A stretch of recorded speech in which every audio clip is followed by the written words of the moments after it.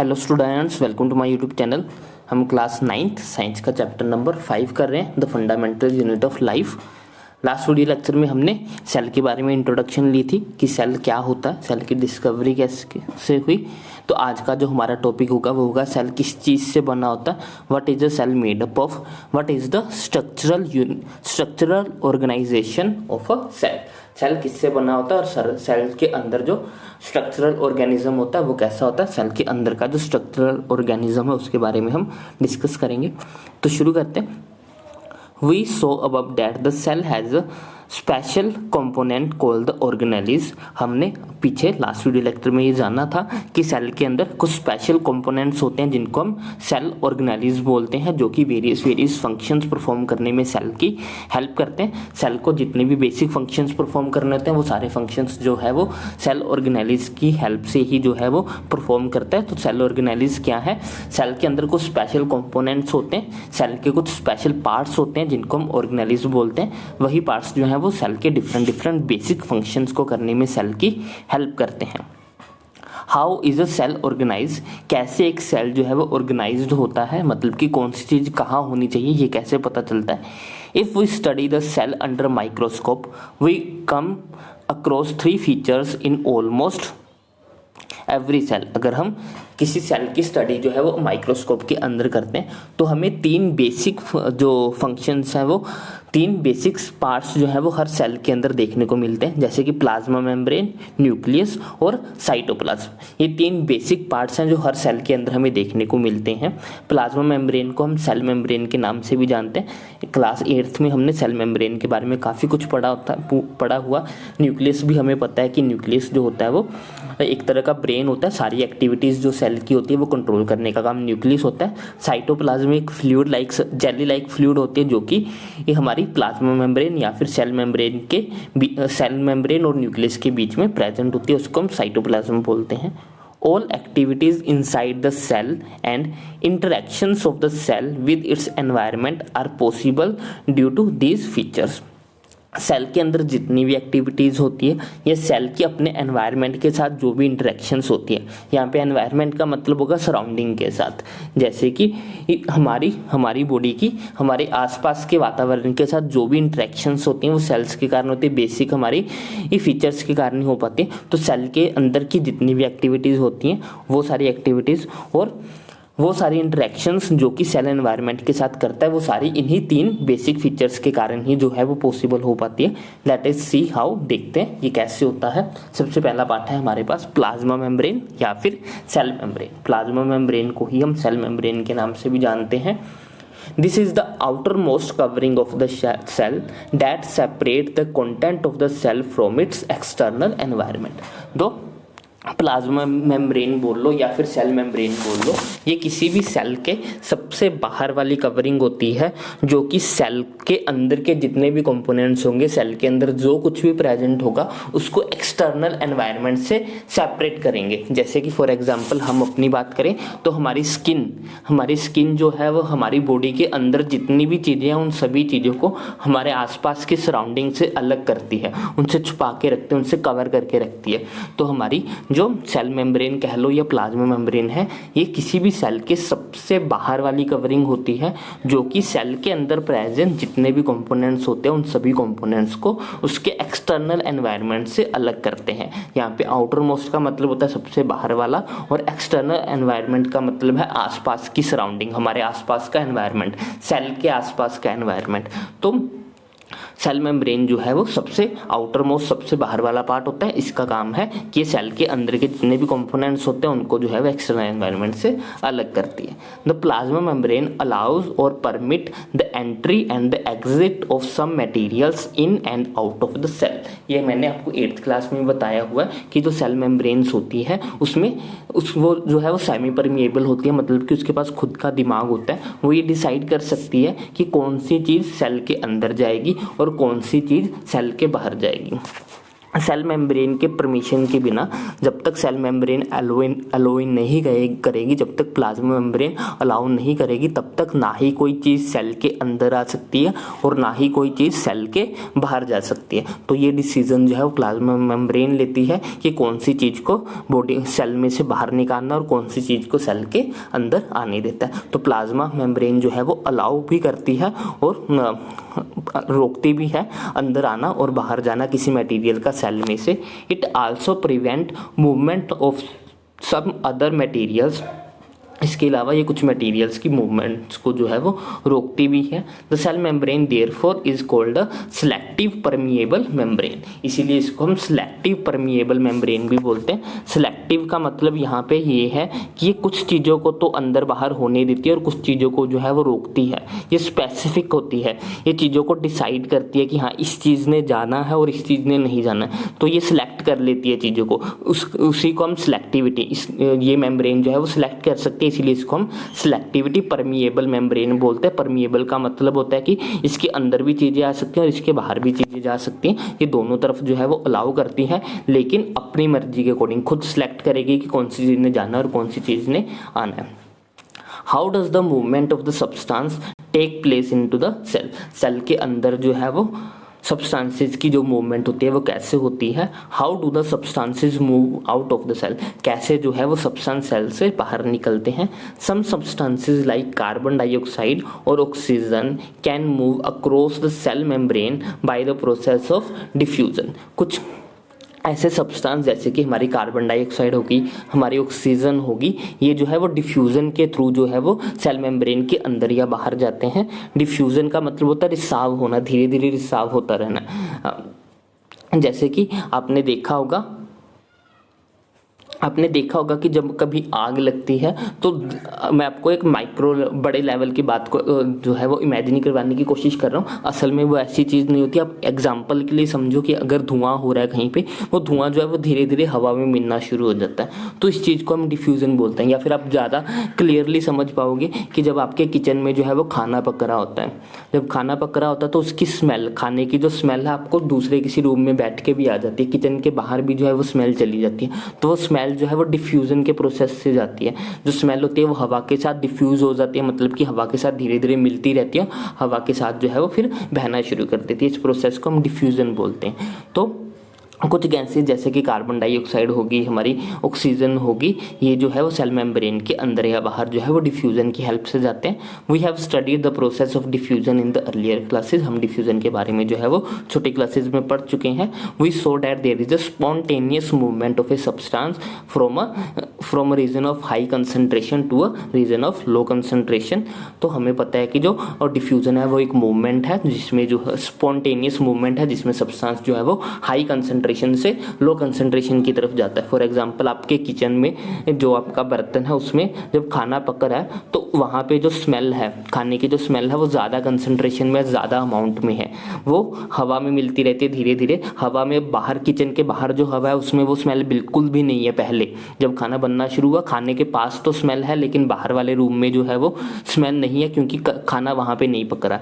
लेकिन फिर खाने के बर्तन के पास जो है वो उसकी स्मेल ज़्यादा होनी शुरू हो जाती है खाने की, जिसके कारण वो धीरे धीरे जो है वो हवा में मिलनी शुरू हो जाती है। तो इसको हम बोलते हैं high concentration to low concentration. High का मतलब जहाँ पहले बहुत ज़्यादा स्मेल थी, और लो का मतलब जहाँ पहले बिल्कुल स्मेल नहीं थी। तो स्मेल जो है वो हाई से लो की तरफ जाना शुरू कर देगी, मतलब कि धीरे धीरे जो है वो सारी हवा में फैलनी शुरू कर देती है।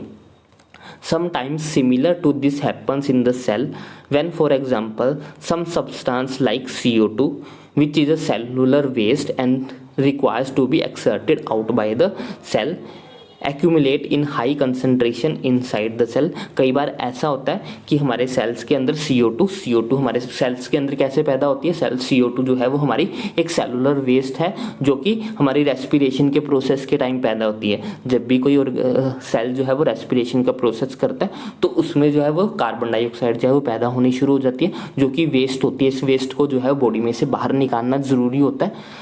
तो कई बार ऐसा होता है कि ये CO2 जो है वो अंदर इकट्ठी होती रहती है। एक्यूमुलेट का मतलब होता है इकट्ठे होते रहना। ये सेल के अंदर जो है वो इकट्ठी होते रहती है, जिसके कारण उसकी कंसंट्रेशन जो है वो ज़्यादा हो जाती है। इन द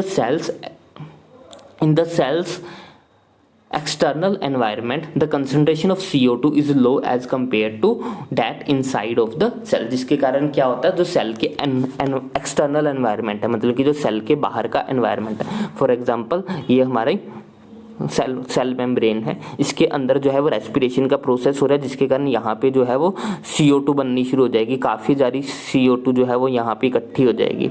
लेकिन जो हमारे बाहर सेल के बाहर का एनवायरनमेंट है उसमें CO2 का लेवल जो है वो कम है एज कम्पेयर टू जो हमारा सेल के अंदर की कंसंट्रेशन है। हमारे सेल के अंदर जो है वो CO2 काफ़ी ज़्यादा क्वांटिटी में इकट्ठी हो जाएगी, क्योंकि वो रेस्पिरेशन कर रहा है, जिसके कारण लगातार उसके अंदर CO2 पैदा हो रही है। तो सेल के अंदर जो है वो CO2 ज़्यादा हो जाती है, लेकिन उसका जो एक्सटर्नल एनवायरनमेंट है, ये सारा इसका एक्सटर्नल एनवायरनमेंट होगा। इस एक्सटर्नल एनवायरनमेंट में जो है वो CO2 की क्वांटिटी कम होनी शुरू हो जाती है। जैसे कि हमें पता है कि डिफ्यूजन में जो है वो सब्सटेंस हाई से लो कंसंट्रेशन की तरफ जाता है, तो अब हाई कंसंट्रेशन कहाँ पे, हाई कंसंट्रेशन सेल के अंदर है, यहाँ पे कंसंट्रेशन हाई हो जाएगी, जिसके कारण CO2 यहाँ से बाहर जो है वो एनवायरनमेंट में जानी शुरू हो जाएगी। इसी को हम डिफ्यूजन प्रोसेस बोलते हैं। The concentration of the CO2 is low as compared to that inside the cell. As soon as there is a difference of the concentration of the CO2 inside and out of the cell, CO2 moves out of the cell from a region of high concentration to a region of low concentration outside the cell by the process of diffusion. जैसे ही हमारे cell के अंदर जो है वो CO2 की concentration बहुत ज़्यादा हो जाती है, बाहर की एनवायरनमेंट सेल के बाहर की कंसंट्रेशन CO2 और अंदर की कंसंट्रेशन में डिफरेंस होना शुरू हो जाता है। अंदर कंसंट्रेशन ज़्यादा हो जाती है क्योंकि रेस्पिरेशन लगातार चल रही है, लेकिन बाहर कंसंट्रेशन का अमाउंट कम होता है। तो जैसे ये कंसंट्रेशन का डिफरेंस होता है, उसी टाइम जो है वो सेल के अंदर से जो है वो कार्बन डाइऑक्साइड बाहर आनी शुरू हो जाती है, क्योंकि डिफ्यूजन का प्रोसेस हाई से लो की तरफ होता है। अब सेल के अंदर हाई हो गया, लेकिन बाहर जो है वो लो है, जिसके कारण गैस जो है वो हाई से लो की तरफ जो है वो मूव करना शुरू कर देती है bye the process of diffusion. और ये डिफ्यूजन कब तक चलता रहता है, ये डिफ्यूजन तब तक चलता रहेगा जब तक कि दोनों तरफ बराबर ना हो जाए। अब जैसे मान लो कि यहाँ पे 5 मॉलिक्यूल जो है वो कार्बन डाइऑक्साइड के थे, लेकिन बाहर जो है वो सिर्फ एक ही था। अब ये तब तक चलता रहेगा, ये प्रोसेस तब तक चलता रहेगा जब तक कि अब क्या होगा, यहाँ होगी हमारे पास हाई कंसंट्रेशन, अब यहाँ होगी लो कंसंट्रेशन, तो जिसके कारण एक CO2 का जो है वो यहाँ पे आ जाएगा। अब यहाँ पे 2 हो जाएंगे, यहाँ पे रह जाएंगे 4, यहाँ पे 2 हो गए, अंदर जो है वो 4 रह गए, फिर एक जो है वो यहाँ से निकल के यहाँ आ जाएगा, जिसके कारण यहाँ पे 3 हो जाएंगे, अंदर जो है वो 3 हो जाएंगे। अब दोनों तरफ जो है वो कंसंट्रेशन बराबर हो जाएगी। जैसे कंसंट्रेशन दोनों तरफ बराबर होगा, उसी टाइम जो है वो डिफ्यूजन आना बंद हो जाएगा।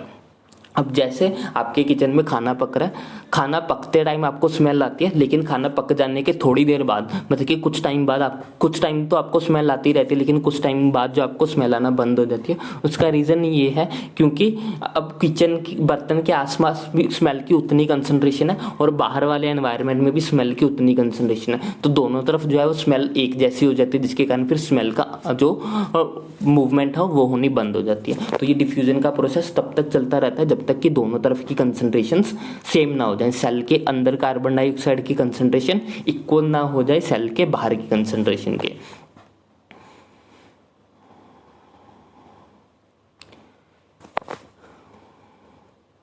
As soon as there is a difference of the concentration of the CO2 inside of the cell and out of the cell, CO2 moves out of the cell from a region of high concentration to low concentration outside the cell by the process of diffusion. Similarly, O2 enters the cell by the process of diffusion.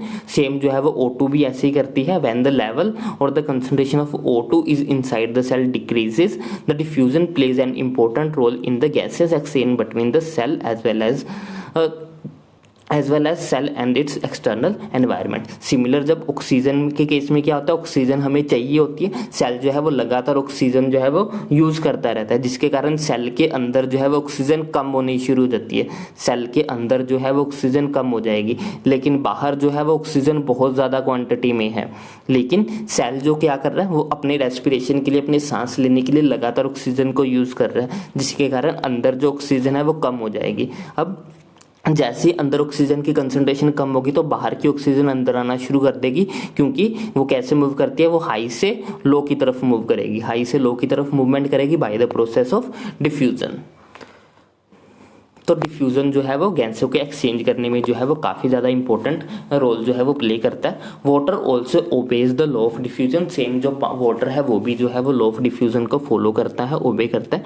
तो movement of water molecule through the such a selective permeable is called the osmosis.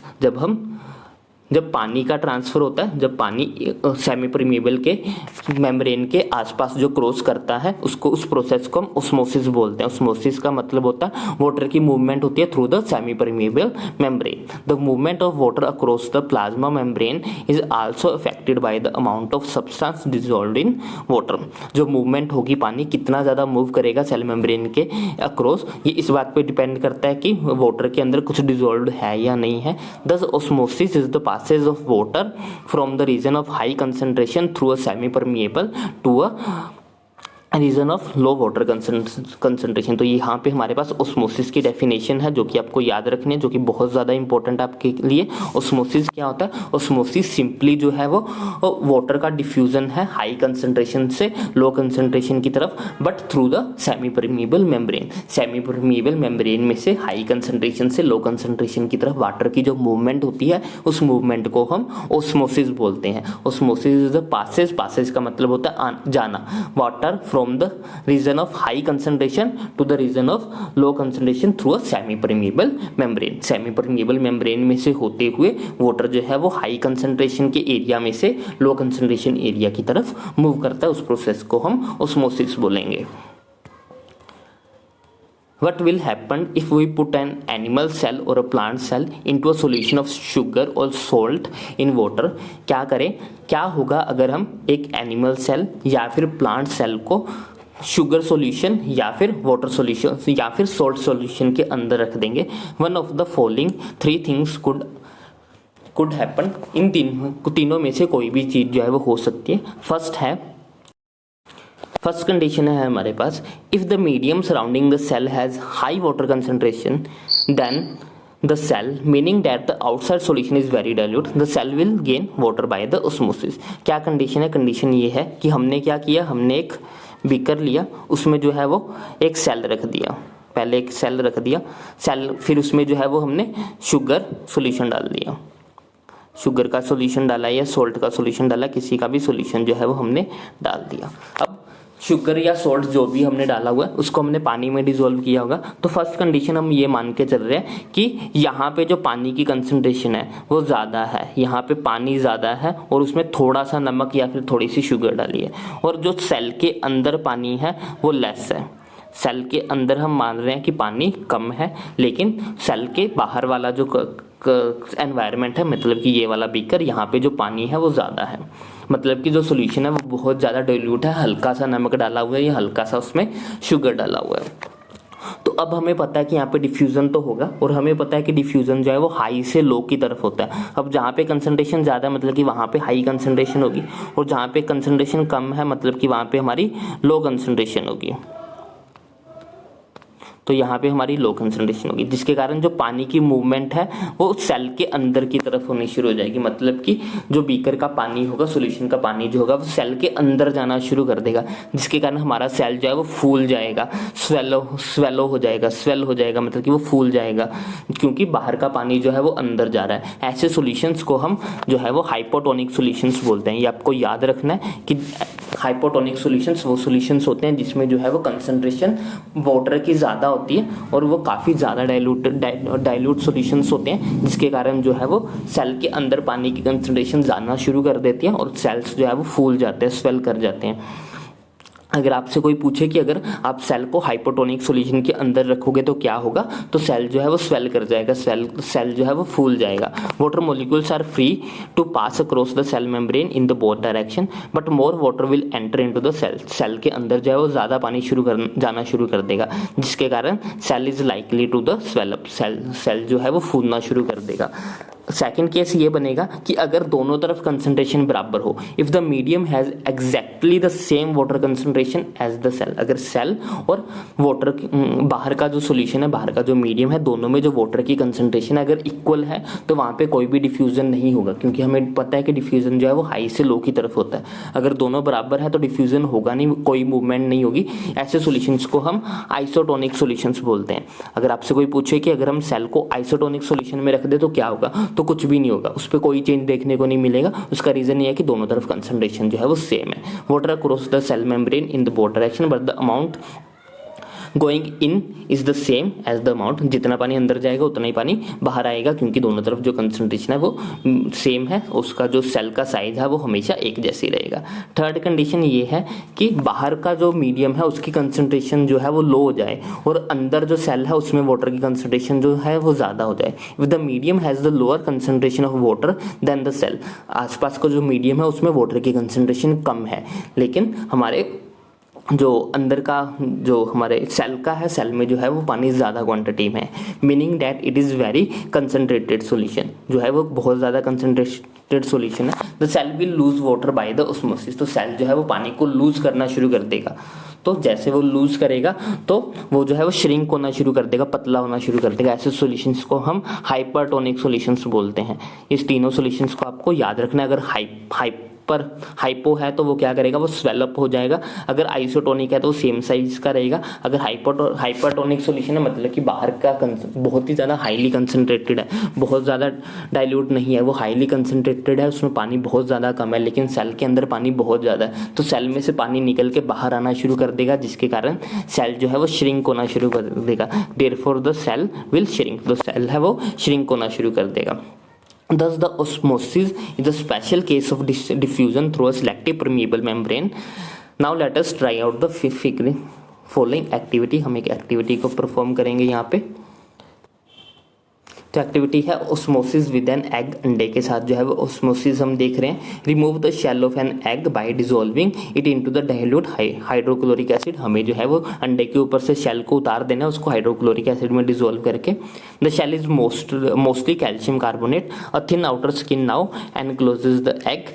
Put the egg into the pure water and observe after 5 minutes. उसको जो है वो pure पानी में रखना है, अंडे को जो है वो उसका शेल उतार के 5 मिनट के लिए पानी में रखना है और देखना है कि क्या होता है। The egg swallows because the water passes into the osmosis. हम देखेंगे कि जो अंडा होगा वो फूल जाएगा। क्यों फूल जाएगा? क्योंकि पानी जो है वो उसके अंदर जाना शुरू कर देगा डिफ्यूजन के कारण। अब पानी बाहर प्योर वाटर रखा है, प्योर वाटर का मतलब वहाँ पे कंसंट्रेशन पानी की ज़्यादा है, लेकिन सेल के अंदर पानी की कंसंट्रेशन कम है, अंडे के अंदर पानी कम है, तो बाहर से जो है वो अंडे के अंदर पानी जाना शुरू कर देगा, जिससे अंडा जो है वो फूलना शुरू कर देगा। कमेंट में जरूर बताना है कि ये कौन सा सोल्यूशन होगा, कौन से सोल्यूशन में डालने पर जो है वो अंडा जो है फूलता है। Place a similar de-shelled egg in a concentrated salt solution and observe for the 5 minutes। अब क्या करना है, अब जो है वो एक सॉल्ट सॉल्यूशन लेना है, नमक का पानी ले लो या शुगर का पानी ले लो, उसमें जो है फिर से अंडे को डालना है 5 मिनट के लिए।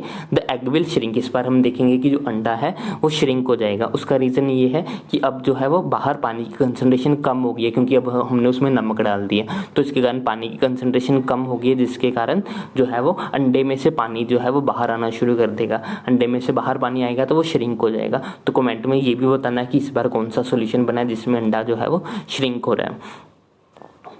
We can also try a similar activity with the dried raisins or the apricots। इसको आप अलग अलग एक्टिविटीज़ के साथ जो है वो परफॉर्म कर सकते हो। Unicellular freshwater organisms and most plant cells tend to gain water through the osmosis। जो हमारे यूनिसेलुलर ऑर्गेनिजम्स होते हैं या फिर ज़्यादातर जो प्लांट्स होते हैं वो osmosis के कारण पानी को जो है वो गेन करते हैं। Absorption of water by the plant root is also an example of osmosis। जो पौधों की जड़ें होती हैं वो धरती में से पानी को जो है वो osmosis की हेल्प से ही गेन करती है। Thus diffusion is important in exchange of gases and water in the life of a cell। So diffusion जो है वो बहुत ज़्यादा इंपॉर्टेंट है गैसेस को एक्सचेंज करने के लिए, साथ ही साथ पानी को एक्सचेंज करने के लिए भी जो है वो इंपॉर्टेंट है। In addition to this the cell is also obtain nutrition from its environment. Different molecules move in and out of the cells through a type of transport requires using a requiring use of energy in the form of ATP. इसके अलावा जो है वो हमें nutrition की भी ज़रूरत होती है। तो बहुत सारे मोलिक्यूल्स जो है वो बॉडी के अंदर या बाहर जाते रहते हैं, जिसके लिए हमें एनर्जी चाहिए होती है। वो एनर्जी जो है वो हम एटीपी की फॉर्म में जो है वो यूज़ करते हैं। कमेंट में ज़रूर बताइएगा कि एटीपी की फुल फॉर्म क्या होती है। आपको बताई गई है, ये आपको पता होगा, 8th में पढ़ी हुई है हमने। The plasma membrane is flexible and is made up of organic molecule called the lipids and proteins। जो प्लाज्मा मेम्ब्रेन्स होती है वो फ्लेक्सिबल होती है, मतलब कि आसानी से जो है वो अपने आप को, अपनी शेप को चेंज कर सकते हैं, वो फ्लेक्सिबल होती है। ये जो है वो लिपिड्स से और प्रोटीन से मिलके बनी होती है। However we can observe the structure of plasma membrane only through an electron microscope. जो है वो हम प्लाज्मा मेम्ब्रेन को जो है वो एक बहुत ही हाई पावरफुल इलेक्ट्रॉन माइक्रोस्कोप की हेल्प से ही जो है वो देख सकते हैं। The flexibility of a cell membrane also enables the cell to engulf the food and other material from its external environment. जो मेम्ब्रेन की फ्लेक्सिबिलिटी होती है वही जो है वो सेल को बाहर से फूड और दूसरे मटेरियल्स लेने में हेल्प कर पाती है। Such a process are known as the endocytosis. ऐसे प्रोसेस को हम एंडोसाइटोसिस भी बोलते हैं। Amoeba requires food through such process. Amoeba भी जो है वो अपना फूड इसी प्रोसेस से लेता है। कमेंट में ज़रूर बताना कि अमीबा जब फूड गेन करता है तो वो किसकी हेल्प से लेता है, और वो किस, उसकी बॉडी में क्या चेंजेस होते हैं जब वो फूड को गेन करने की कोशिश करता है। तो सेल की जो फ्लेक्सिबिलिटी होती है वही जो है वो सेल को फूड लेने में जो है वो हेल्प करती है। इस प्रोसेस को हम एंडोसाइटोसिस के नाम से जानते हैं। तो आज के लिए बस इतने। नेक्स्ट वीडियो लेक्चर में हम जो है वो सेल वॉल के बारे में पढ़ेंगे। आई होप आपको ये वीडियो अच्छी लगी। अगर आपको वीडियो अच्छी लगी हो तो इसको लाइक करें, शेयर करें, चैनल को सब्सक्राइब करें। Thanks for watching. Bye bye, take care.